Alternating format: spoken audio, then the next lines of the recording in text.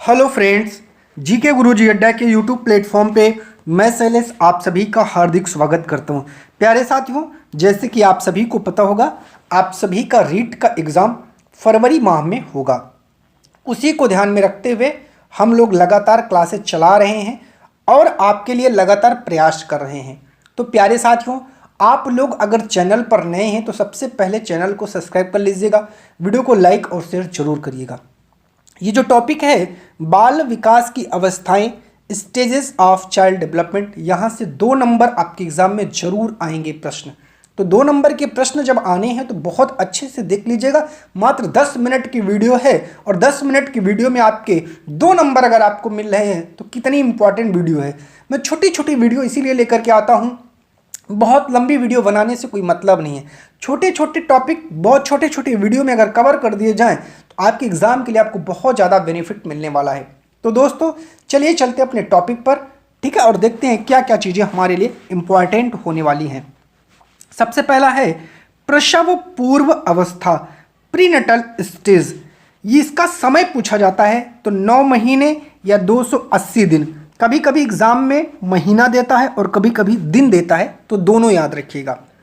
क्या होता है, यह अवस्था माता के गर्भाधान से शुरू होती है, अर्थात जब बच्चा मां के गर्भ में आ जाता है उस समय से लेकर के 280 दिन अर्थात 9 महीने की ये अवस्था जो है चलती है। तो यहां से 2-3 क्वेश्चन बनते हैं। पहला क्वेश्चन, दूसरा क्वेश्चन और तीसरा पूछा जाता है कि इसका समय कब से शुरू होता है।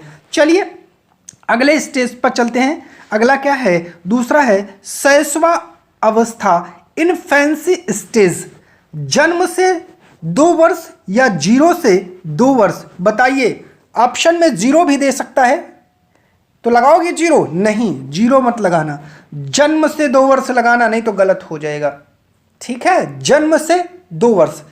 ठीक, चलिए इस अवस्था में शिशु पूर्ण रूप से माता पिता पर निर्भर रहता है। उसका व्यवहार, मूल प्रवृत्तियां कितनी हैं? 14 मूल प्रवृत्तियां हैं। और किसने बताया है? मैकडूगल ने बताया है, यह भी याद रख लीजिएगा। ठीक है, मूल प्रवृत्तियों पर आधारित होता है। ठीक, अगला है तेज शारीरिक मानसिक विकास और अधिगम की अवस्था। अधिगम बहुत तीव्र गति से होता है, याद रखिएगा। शरीर का विकास तीव्र गति है उससे होता है, जो मानसिक विकास है वो भी तीव्र गति से होता है। ठीक है, नैतिकता का अभाव है, मोरालिटी नहीं है। उस छोटे से बच्चे को अगर कोई बड़ा आदमी लिया, उसके बाल को खींच लेगा, नाखून से उसके नोच लेगा, ये सारी प्रक्रियाएं करता है क्योंकि उसमें कोई भी मोरालिटी नहीं है, क्योंकि उसमें कोई भी नैतिकता नहीं है, उसके अंदर नैतिकता का अभाव होता है। ठीक है, चलिए अगला है पूर्व बाल्य अवस्था, जिसे अर्ली चाइल्डहुड स्टेज कहते हैं। 2 से 6 वर्ष की अवस्था है, याद रखिएगा। इसमें बच्चा अनुकरण के द्वारा सीखता है। किसके द्वारा? अनुकरण के द्वारा। अनुकरण का मतलब होता है, जैसे कहते नहीं भैया बोलो पापा, बाबा, छोटा बड़ा, छोटी बड़ा छोटा, ये सारी चीज़ें उसको पढ़ाई जाती है, वो अनुकरण करता है, सीखता है। देख करके जिस चीज़ की नकल कर ले वही है अनुकरण।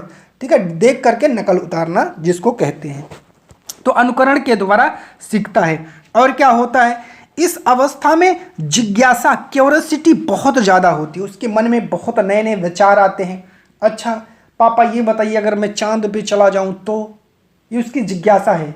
कोई डॉल रहेगी, लो खाना खा लो, पानी पी लो, उसको खाना खिलाएगा, पानी पिलाएगा, कपड़ा पहनाएगा, उसको जो है घुमाने ले जाएगा। तो ये नाना प्रकार की क्रियाएं जो हैं होती हैं।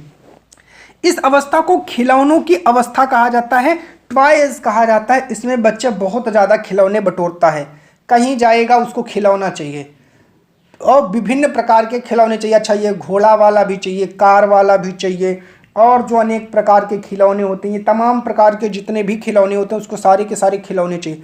अर्थात इसे टॉयज कहा जाता है। वो जितने भी खिलौने पाता है सबको सोचता है कि मैं अपने बॉक्स में, अपने बैग में, अपने घर में ले आके रख लूँ, कोई भी खिलौना मार्केट का बचा ना रहने पाए मुझसे। ये उसका जो है जिज्ञासा रहती है। आगे बात करते हैं कि यह भाषा अर्जन के लिए संवेदनशील चरण है, सेंसिटिव पीरियड है। भाषा अर्जन के लिए, अर्जन का मतलब होता है, क्या होता है बताइए? अर्जन का मतलब क्या होता है आप लोग कमेंट करिएगा कमेंट बॉक्स में, जितने लोग वीडियो देखते हैं जरा कमेंट करिएगा। तो भाषा सीखने के लिए सबसे बेस्ट अवस्था को यही माना जाता है। जैसे उसको जो भी भाषा आप सिखाएंगे वही भाषा वो बोलेगा।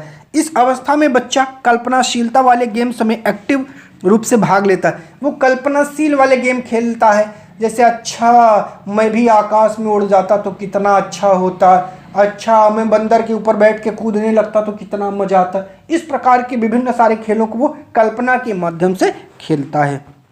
आगे बात करते हैं, अगला है उत्तर बाल्यावस्था, जिसे बाल्यावस्था लेटर चाइल्डहुड या चाइल्डहुड कहते हैं। 6 से 12 वर्ष का टाइम पीरियड है, ये ईयर है, ठीक है, ईयर 6 से 12 वर्ष का टाइम पीरियड है। इसमें तार्किक चिंतन लॉजिकल थिंकिंग की अवस्था है। इसमें तर्क के द्वारा चिंतन करता है, अर्थात तर्क निकाल कर चिंतन करता है। याद रखिएगा, आरंभिक स्कूल की एज इसे कहा जाता है। बच्चा स्कूल जाना प्रारंभ कर देता है, नए नए लोगों से मिलना शुरू कर देता है। याद रखिएगा, इसे गंदी अवस्था भी कहा जाता है। याद रख लीजिएगा, क्या कहा जाता है? गंदी अवस्था। स्फूर्त की अवस्था स्मार्ट एज कहा जाता है। कह दो बच्चा दौड़ के मत चलो तो दौड़ के चलेगा, साइकिल धीरे चलाओ तो तेज चलाएगा। अर्थात इसमें क्या होता है, स्फूर्ति की अवस्था है, उसके अंदर बहुत ज़्यादा स्फूर्ति होती है। इसे खेलों की अवस्था गेम स्टेजेस भी कहा जाता है। बच्चा विभिन्न प्रकार के गेम खेलता है, उसका मन इतना करता है जो मन में आएगा सो गेम खेलेगा, तो इसको गेम से बहुत लगाव होता है।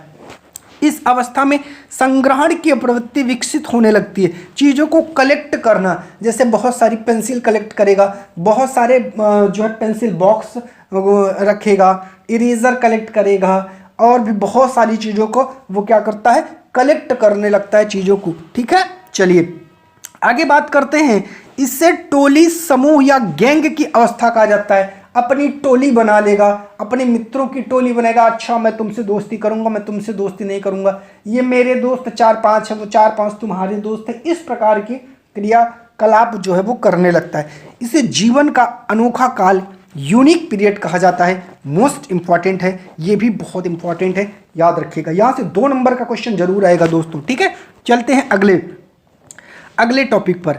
किशोरा अवस्था एडोलेसेंस, ये 12 या 13 से लेकर के 18 वर्ष तक चलती है। मोस्ट इंपॉर्टेंट है, ये भी याद रखिएगा। चलिए बात करते हैं, इसे जीवन का सबसे कठिन काल कहा जाता है, क्योंकि जो मनुष्य है, जो बालक है, उसके मन में बहुत सारे द्वंद्व, बहुत सारे विचार आते हैं, और कुछ विचार अच्छे तो कुछ विचार बुरे भी आते हैं। इसे संघर्ष, तनाव, आंधी, तूफान, उलझन की भी अवस्था कहा जाता है। विषमलिंगी आकर्षक होता है। एक चीज़ आपको यहाँ बता देता हूँ, यहाँ याद रख लीजिएगा, जो आपकी ये बाल्यावस्था है, इसमें क्या होता है, समलिंगी आकर्षण होता है। समलिंगी आकर्षण होता है, अर्थात बालक बालक के प्रति आकर्षण होता है और बालिका का बालिका के प्रति आकर्षण होता है। याद रख लीजिएगा, ठीक है। और आगे बात करते हैं, जो ये वाली अवस्था है किशोरावस्था, इसमें विषमलिंगी आकर्षण होता है। बालक बालिका के प्रति और बालिका बालक के प्रति जो है आकर्षक होते हैं। इस अवस्था को स्वर्ण काल या गोल्डन एज के नाम से भी जाना जाता है, ये भी याद रखिएगा दोस्तों। इस अवस्था में वीर पूजा, हीरो वर्शिप की भावना होती है। याद रख लीजिएगा, वीर पूजा इनके अंदर होती है। ठीक है, चलिए आगे बात करते हैं। इस अवस्था में बच्चे अमूर्त चिंतन, एब्स्ट्रैक्ट थिंकिंग करते हैं। ठीक है, क्या करते हैं, अमूर्त चिंतन करते हैं। अर्थात जैसे कोई मैथ का सवाल है, फंस गया है, तो वो सोचते हैं अच्छा इसको इस तरीके से बनाऊं, इस तरीके से हल करूं, जल्दी हल हो जाएगा, ऐसे करूं कम गलती होगी। तो इस प्रकार से वो जो है अनेक क्रिएटिव आइडियाज सोचते रहते हैं। ठीक है, चलिए तो साथियों इस तरीके से आपका ये टॉपिक कंप्लीट होता है। इस टॉपिक से संबंधित अगर कोई और भी जानकारी आपको चाहिए, कमेंट बॉक्स में कमेंट करिएगा। वीडियो बहुत लंबा नहीं बनाते, बहुत लंबा बनाने का कोई मतलब नहीं। चैनल पर नए हैं तो सब्सक्राइब करिएगा, वीडियो को लाइक करिएगा, अपने हर एक दोस्त भाई बहन तक जरूर पहुंचाइएगा। बहुत बहुत धन्यवाद।